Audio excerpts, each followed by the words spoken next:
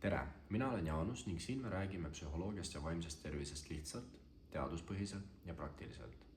Kas oled kunagi mõelnud, ma jaksan veel, natukene jäänud, kohe saab see läbi ning siis avastad, et sa oled väsinud, ärritud rohkem kui tavaliselt ning isegi see kauaoodatud nädalavahetus ei taasta sind enam. Tegemist võib olla sellega, et sa tunned stressi.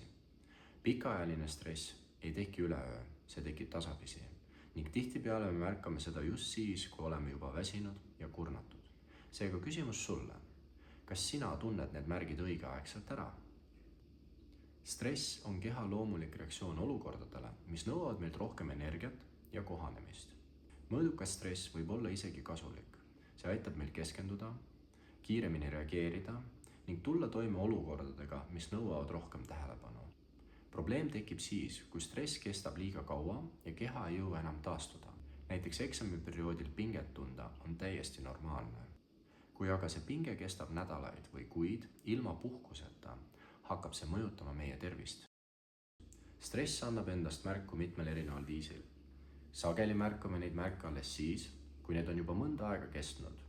Mõnikord avaldub stress kõigepealt kehas, võid tunda end pidevalt väsinuna, märgata sagedasemaid peavalusid või seda, et õlad ja kael on kogu aeg pinges.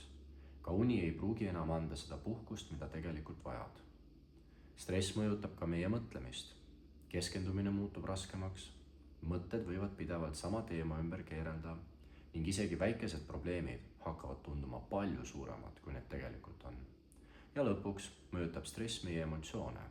Võid märgata, et ärritud kiiremini, kannatus katkeb kergemini või et rõõmu on raskem tunda isegi tegevustest, mis sulle varem meeldisid.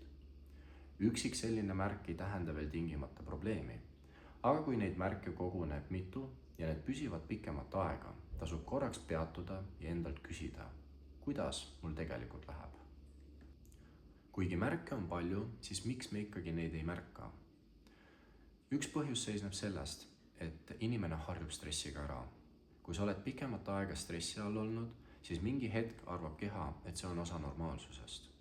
Mõtle korraks, kas oled öelnud endale, et mul on praegult väga kiire?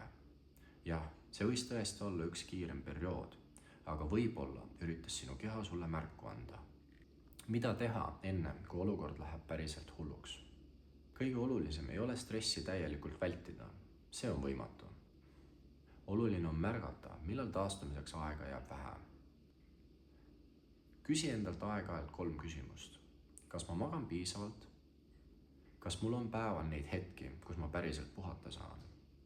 Kas nädalavahetused aitavad mul taastuda või alustan nädalat kurnatult?